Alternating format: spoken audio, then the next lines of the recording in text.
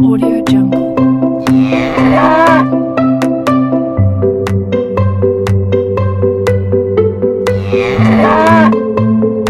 Audio Jungle.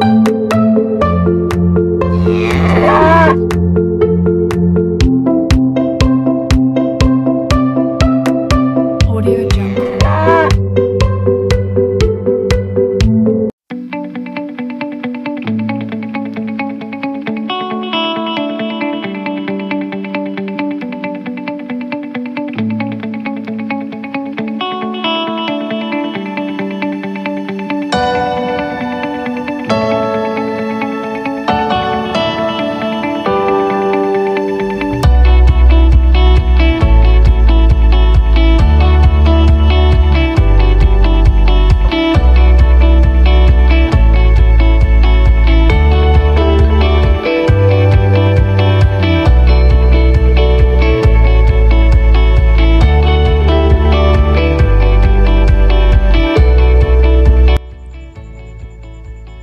Fotosintesis merupakan proses penyusunan atau pembentukan senyawa organik karbohidrat dengan bantuan cahaya matahari. Dan klorofil, komponen-komponen yang terlibat dalam proses fotosintesis berlangsung adalah cahaya matahari, gas karbon dioksida, molekul air, dan pigmen fotosintesis. Fotosintesis terjadi pada sel yang mempunyai klorofil atau pigmen hijau. Klorofil terdapat pada kloroplas. Kloroplas merupakan organel utama dalam proses fotosintesis. Bentuk kloroplas berlembar-lembar dan dibungkus oleh membran. Bagian di sebelah dalam membran dinamakan stroma, di mana stroma ini berisi enzim-enzim yang diperlukan untuk proses fotosintesis. Di dalam kloroplas terdapat lembaran-lembaran datar yang saling berhubungan disebut tilakoid. Beberapa tilakoid bergabung membentuk suatu tumpukan yang disebut grana. Nah, fotosintesis yang dilakukan oleh tumbuhan berlangsung melalui dua tahap reaksi, yaitu reaksi terang dan reaksi gelap. Di mana saya akan menjelaskan mengenai reaksi terang. Reaksi terang yaitu reaksi fotosintesis yang memerlukan cahaya. Reaksi terang merupakan reaksi ketika energi matahari digunakan oleh pigmen fotosintesis dan terjadi di grana atau tumpukan tilakoid. Jadi reaksi ini bergantung pada cahaya matahari. Nah, pada reaksi ini terjadi pemecahan molekul-molekul air menjadi hidrogen, oksigen, dan sejumlah energi. Pada reaksi terang terjadi pengubahan energi cahaya matahari menjadi energi kimia. Energi yang terbentuk kemudian disimpan dan dimanfaatkan sebagai sumber energi untuk reaksi gelap.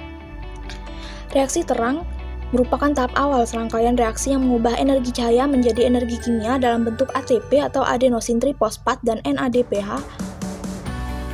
Jadi, reaksi terang menghasilkan ATP dan NADPH. Untuk menangkap sinar matahari atau foton, tumbuhan menggunakan seperangkat alat, yaitu fotosistem. Fotosistem merupakan molekul protein yang tertanam pada membran tilakoid. Nah, yang pertama tadi adalah fotosistem 1, di mana di dalam fotosistem 1 ini terdapat molekul klorofil yang terletak pada pusat reaksi dari fotosistem 1 dan dinamakan P700. Disebut dengan P700 karena sangat baik dalam menyerap energi cahaya matahari dengan panjang gelombang 700 nanometer seperti terlihat pada gambar. Lalu ada juga fotosistem 2, di mana fotosistem 2 ini di dalamnya terdapat molekul klorofil yang terletak pada pusat reaksi fotosistem 2 dan dinamakan P680. Disebut demikian karena ia menyerap energi cahaya dengan panjang gelombang 680 nanometer. Nah, ini dia gambarnya. Nah, ini merupakan gambar dari tahapan reaksi terang, di mana yang pertama yaitu penangkapan cahaya matahari oleh fotosistem. Ketika sinar foton mengenai fotosistem, salah satu elektronnya tereksitasi keluar, dan ketika elektron kembali pada kedudukan semula, elektron tersebut mengeluarkan energi. Setelah fotosistem menyerap energi matahari, energi ini digunakan untuk fotolisis, yaitu memecah molekul air. Lalu air akan pecah menjadi ion hidrogen 2H+, gas oksigen O2, dan elektron. Lalu ion hidrogen 2H+ tadi ditangkap NADP+ menjadi NADPH. Lalu gas oksigen O2 dilepas ke udara dan elektron bebas yang terbentuk akan mengalami pemindahan atau transfer elektron melalui fosforilasi siklik dan fosforilasi non-siklik. Foton dari cahaya matahari yang mengenai fotosistem akan menyebabkan elektron tereksitasi dan keluar dari fotosistem. Elektron yang dihasilkan ini akan keluar dan masuk ke sistem transport elektron. Reaksi transfer elektron ini dapat dibedakan menjadi reaksi non-siklik dan reaksi siklik. Nah, yang pertama yaitu jalur reaksi transfer elektron siklik, di mana pada jalur transfer elektron siklik hanya dihasilkan ATP. Elektron bergerak berputar dalam siklus dari fotosistem 1 ke sistem transfer elektron dan kembali ke fotosistem 1. Nah, jalur elektron siklik dimulai setelah kompleks pigmen fotosistem 1 menyerap energi matahari. Energi foton menyebabkan elektron tereksitasi. Elektron tereksitasi memiliki energi yang tinggi. Dapat dilihat pada gambar mengenai jalur reaksi transfer elektron siklik, di mana pada jalur ini elektron berenergi tinggi meninggalkan pusat reaksi fotosistem 1, tetapi akhirnya elektron itu kembali lagi. Elektron berenergi tadi meninggalkan fotosistem 1 dari pusat reaksi klorofil A dan ditangkap oleh akseptor. Elektron kemudian meneruskannya ke sistem transfer elektron dan akhirnya kembali ke fotosistem 1. Elektron yang kembali ini akan segera menggantikan elektron yang tereksitasi akibat foton sinar matahari. Nah, pada sistem transfer elektron, pembawa elektron mengalirkan atau memindahkan elektron dari satu pembawa elektron ke pembawa elektron berikutnya, yaitu dari ferrodoksin, plastokuinon, kompleks sitokrom, dan terakhir ke plastosianin. Ketika bergerak dalam sistem transfer elektron tersebut, elektron akan melepaskan energi yang kemudian energi akan digunakan untuk pembentukan ATP. ATP terbentuk karena adanya penambahan gugus fosfat P pada senyawa ADP.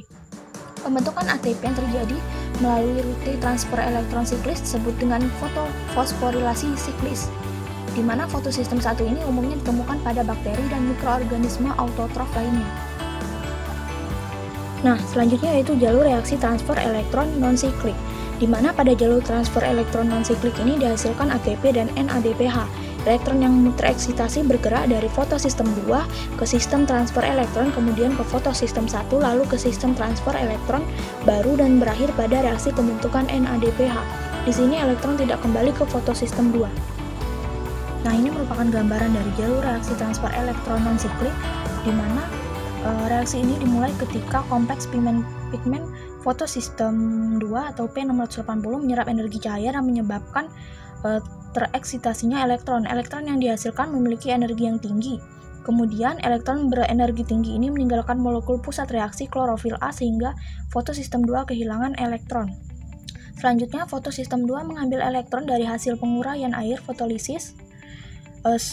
Lalu, oksigen hasil fotolisis dilepas oleh kloroplas sebagai gas oksigen meninggalkan sel. Sementara itu, ion hidrogen H+ untuk sementara waktu tinggal di ruang tilakoid. Nah, elektron-elektron berenergi tinggi meninggalkan fotosistem 2 dan ditangkap oleh akseptor dan kemudian dikirim ke sistem transfer elektron. Pada sistem transfer elektron, elektron ini dibawa oleh pembawa elektron plastokuinon, kompleks sitokrom, dan plastosianin. Selama proses transfer elektron tersebut, elektron melepaskan energi yang kemudian ditangkap oleh ADP menjadi ATP. Selanjutnya, elektron mencapai fotosistem 1. Pada reaksi ini, elektron yang dilepas fotosistem 2 tidak kembali lagi ke fotosistem 2. Pembentukan ATP dari reaksi non-siklik ini disebut juga fotofosforilasi non-siklik. Ketika fotosistem 1 menyerap energi cahaya, elektron-elektron berenergi tinggi meninggalkan pusat reaksi klorofil A dan ditangkap oleh akseptor elektron. Elektron yang terlepas dari fotosistem 1 ini segera digantikan oleh elektron dari fotosistem 2. Sistem transfer elektron memindah elektron-elektron ini melalui pembawa elektron ferrodoksin. Selanjutnya elektron ditransfer ke NAD+. Tahap berikutnya yaitu NAD+ mengikat ion H+ membentuk NADPH2. Lalu elektron tersebut digunakan untuk mereduksi NAD+ menjadi NADPH. Dengan demikian jalur elektron non-siklis ini menghasilkan ATP dan NADPH. Energi ATP dan NADPH yang dihasilkan dalam elektron non-siklik akan digunakan dalam reaksi tahap kedua proses sintesis karbohidrat, yaitu pada tahap reaksi gelap.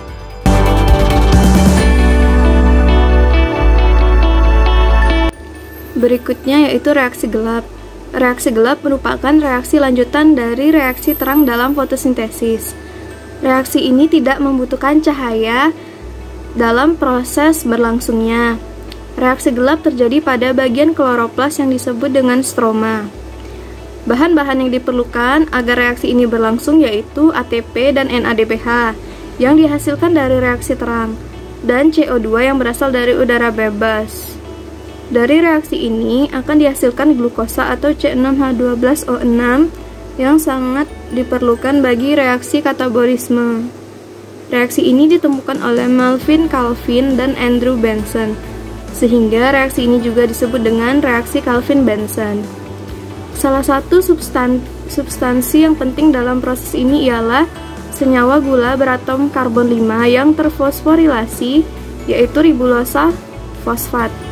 Jika diberikan gugus fosfat kedua dari ATP, maka akan dihasilkan ribulosa difosfat atau RDP. Ribulosa difosfat ini yang nantinya akan mengikat CO2 dalam reaksi gelap. Secara umum, reaksi gelap dapat dibagi menjadi 3 tahapan atau 3 fase, yaitu fiksasi, reduksi, dan regenerasi. Yang pertama yaitu fase fiksasi.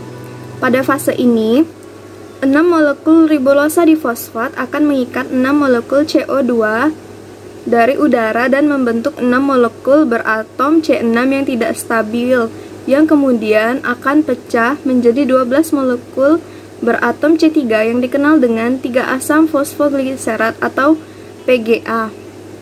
Selanjutnya, 3 asam fosfogliserat ini akan mendapat tambahan 12 gugus fosfat dan membentuk 1,3 bifosfogliserat. Kemudian, 1,3 bifosfogliserat akan masuk ke dalam fase reduksi, di mana senyawa ini direduksi oleh H+ dari NADPH yang kemudian berubah menjadi NADP+, dan terbentuklah 12 molekul fosfogliseraldehid atau PGAL yang beratom 3C. Selanjutnya, 2 molekul fosfogliseraldehid akan melepaskan diri dan menyatukan diri menjadi 1 molekul glukosa yang beratom 6C atau C6H12O6. Lalu 10 molekul fosfogliseraldehid yang tersisa akan masuk ke dalam fase regenerasi, yaitu pembentukan kembali ribulosa difosfat.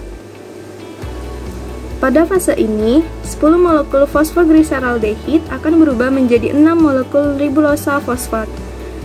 Jika mendapatkan tambahan gugus fosfat, maka ribulosa fosfat akan berubah menjadi ribulosa difosfat atau RDP, yang kemudian kembali mengikat CO2 dan menjalani siklus reaksi gelap. Reaksi gelap ini sendiri akan menghasilkan APG atau asam fosfogliserat, ALPG atau fosfogliseraldehid, RDP, ribulosa difosfat, dan glukosa C6H12O6. Berikut ini adalah perbedaan dari reaksi terang dan reaksi gelap. Pada reaksi terang, foton atau cahaya matahari akan diserap oleh kepingan tilakoid yang bertumpuk atau disebut juga dengan gerhana. Pada reaksi terang juga terjadi hidrolisis molekul air, lalu terjadinya pelepasan oksigen ke atmosfer dari hidrolisis molekul air tadi, dan pembentukan energi seluler yaitu ATP dan NADPH. Sedangkan pada reaksi gelap sendiri akan terjadi di stroma. Reaksi gelap juga membutuhkan ATP dan NADPH yang berasal dari reaksi terang serta CO2 dari udara bebas. Reaksi ini akan menghasilkan glukosa.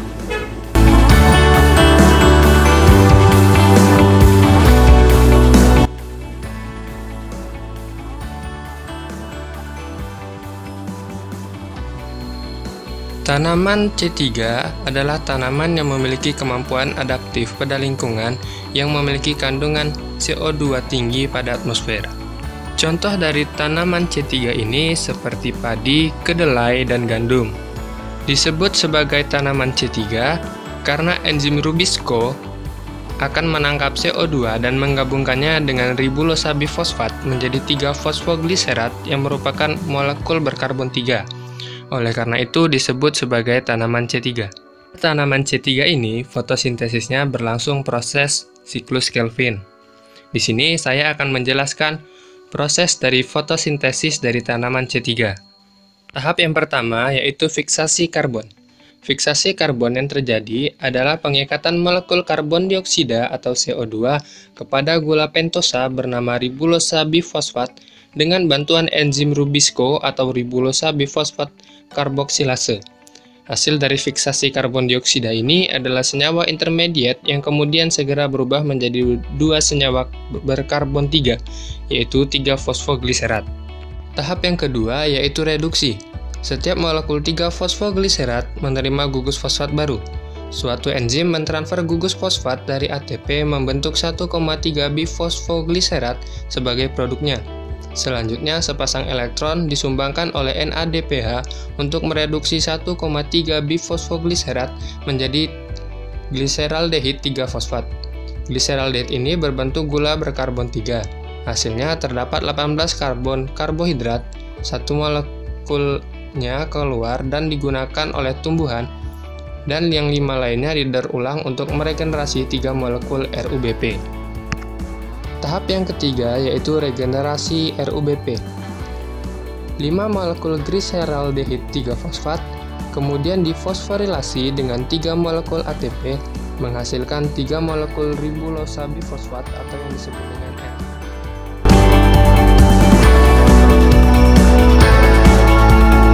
Fotosintesis tumbuhan C4. Tanaman C4 merupakan tanaman yang beradaptasi di lingkungan dengan intensitas cukup panas. Contohnya tanaman tebu, tanaman sorghum, dan tanaman jagung. Tumbuhan C4 adalah tumbuhan yang reaksi gelapnya menghasilkan senyawa beratom 4C. Di sini nanti adalah asam oksaloasetat. Nah, di sini tumbuhan C4 melakukan proses fotosintesis di 2 tempat. Yang pertama adalah mesofil daun dan yang kedua adalah sel-sel sarung bekas pengangkut. Nah, jadi di sini dari reaksi gelapnya CO2 akan berikatan dengan enzim yang namanya fosfoenol pirufat. Jadi senyawa pirufat yang dibantu dengan enzim PEE karboksilase, jadi senyawa yang berikatan adalah PEE. Hasilnya adalah OAA atau asam oksaloasetat. Asam oksaloasetat ini memiliki 4C. Kemudian OAA diubah menjadi asam malat. Nah, kemudian asam malat mengalami dekarboksilasi menjadi asam pirufat dan CO2. Mengapa dekarboksilasi? Karena asam pirufat jumlah atomnya 3C. Nah, C1-nya kemana? C1-nya diubah ke CO2. CO2-nya pindah tempat untuk masuk ke siklus Kevin. Untuk CO2-nya di mesofil daun prosesnya dikenal dengan nama siklus Hertzsprung. Siklus Hertzsprung berlangsung di sel-sel mesofil daun. Jadi setelah asam malat didekarboksilasi menjadi asam pirufat dan CO2-nya masuk ke dalam siklus Kevin, dan di ujung-ujungnya juga akan mengikat glukosa. Nah, keistimewaannya dari enzim PEE karboksilase itu berbeda dengan Rubisco. Jadi PEE karboksilase tidak bisa mengikat oksigen CO2 dan O2. Tidak harus berkompetisi untuk memperebutkan enzim PEE karboksilase. Nah, untuk tumbuhan C4 ini pada kondisi lingkungan CO2-nya rendah pun tidak masalah. Dia tidak akan terjadi fotorespirasi. Jadi di sini ada 2 siklus yang digunakan. Yang pertama yaitu siklus Hertzsprung dan yang kedua adalah siklus Kevin. Siklus Kelvinnya bisa dilihat di tanaman C3.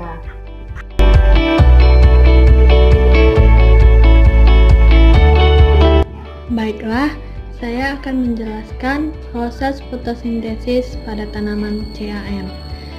Nah, tanaman CAM ini umumnya hidup di daerah yang sangat panas atau yang tandus, contohnya kaktus. Tumbuhan CAM ini mengambil CO2 pada malam hari, karena tumbuhan ini saat siang hari dia tidak akan membuka stomatanya, karena untuk menghindari proses transpirasi yang berlebihan. Sehingga pengambilan CO2 berlangsung pada malam hari pada saat stomatanya terbuka lebar. Maka CO2 bisa masuk dan CO2 ini berkaitan juga dengan bantuan PEP atau fosfoenol pirufat. Dia juga akan membentuk asam oksaloasetat juga. Dan kemudian asam oksaloasetat diubah menjadi asam malat. Maka asam malat ini nantinya akan disimpan di dalam vakuola sepanjang malam. Dia tidak akan digunakan dulu. Nah, pada siang harinya, Pada saat stomata ini menutup rapat, asam malat yang berada dalam vakuola itu juga akan mengalami dekarboksilasi menjadi asam pirufat dan karbon dioksida. Nah, asam pirufat ini akan kembali membentuk PEP dan kemudian ke karbohidrat. Sementara CO2-nya akan masuk ke dalam siklus Calvin, maka akan terbentuk karbohidrat. Terima kasih.